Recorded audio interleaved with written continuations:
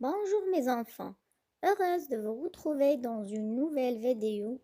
Notre leçon est destinée aux élèves de la quatrième année de l'enseignement primaire. Unité didactique numéro 5. Aujourd'hui, nous allons faire une leçon du grammaire, le complément d'objet direct et le complément d'objet indirect. Science de application et transfert. Aujourd'hui, nous allons entraîner à retrouver le complément d'objet direct et le complément d'objet indirect. Mais auparavant, voyons un petit rappel. Alors, on commence par qu'est-ce que c'est un complément d'objet? En général, qu'est-ce que c'est un complément d'objet? Donc, dans un groupe verbal, le mot ou le groupe de mots qui complète le sens du verbe est un complément d'objet. Alors, qu'est-ce que c'est un complément d'objet direct et un complément d'objet indirect? On commence par le complément d'objet direct. Le complément d'objet direct, il désigne l'objet d'une action et il n'est pas précédé par une préposition. Pour le trouver ou bien le reconnaître, vous posez la question qui? Qui fait l'action? C'est-à-dire qui fait l'action du verbe. Par exemple, si vous avez la phrase Fatima attend son frère, vous demandez qui attend Fatima? Vous posez la question qui attend Fatima? Elle attend son frère. Alors, son frère, c'est le complément d'objet direct de cette phrase. Parfois, vous posez la question quoi? Si on prend la phrase Anis mange une banane. Alors, on pose la question quoi? Anis mange quoi? Alors la réponse c'est il mange une banane. Alors, banane, c'est le complément d'objet direct de cette phrase. Donc, en général, le complément d'objet direct, il est placé après le verbe directement, comme on vient de le voir dans les deux exemples précédents.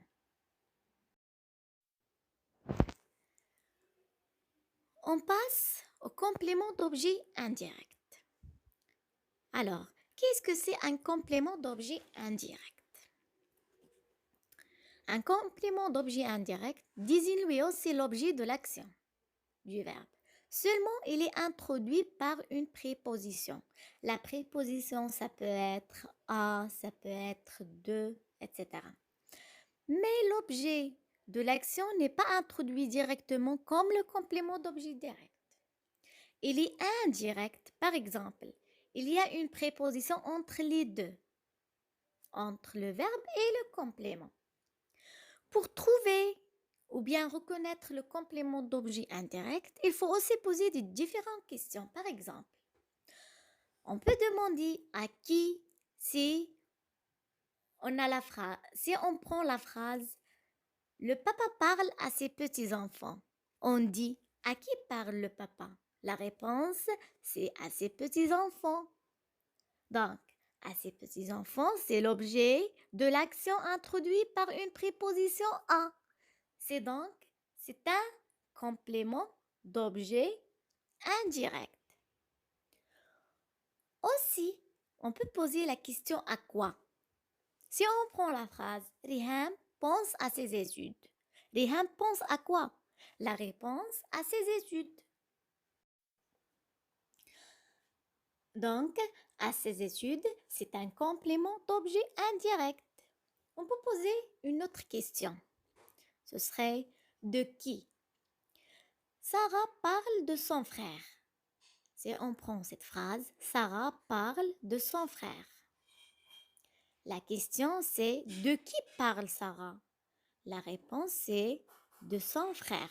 Donc, de son frère, c'est un complément d'objet indirect.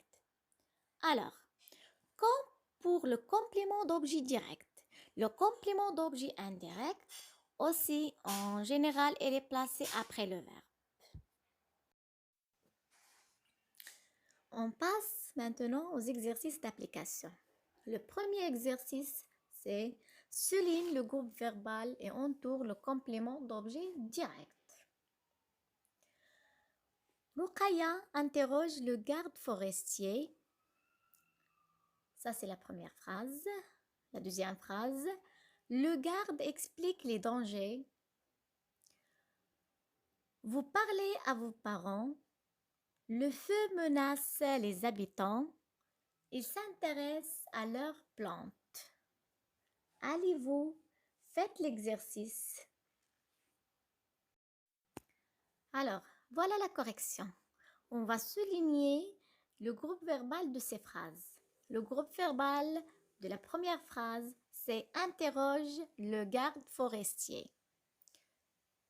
Explique les dangers. Parlez à vos enfants. Menace les habitants. S'intéresse à leurs plantes.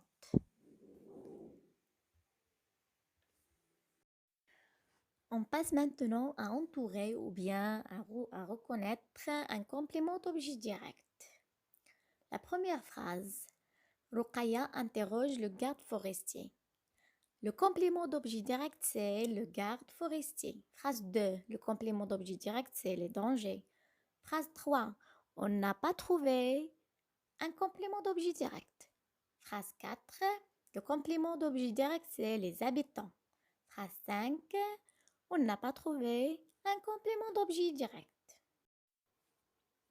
On passe à l'exercice 2.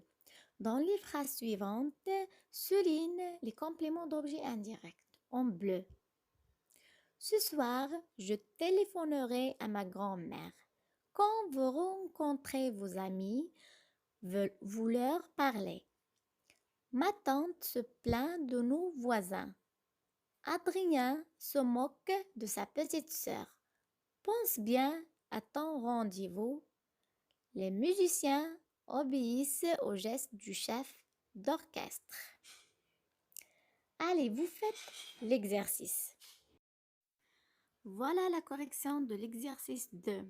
On va souligner la phrase A et C et D et E. Parce que dans ces phrases, on a trouvé un complément d'objet indirect. On prend la première phrase. Ce soir, je téléphonerai à ma grand-mère. Ce soir, je téléphonerai à qui? La réponse est à ma grand-mère. À ma grand-mère, c'est un complément d'objet indirect. Allez-y mes enfants, essayez d'écrire ces deux exercices sur vos cahiers et en cas de problème, n'hésitez pas de réviser la première séance du complément d'objet direct et le complément d'objet indirect. Bon courage!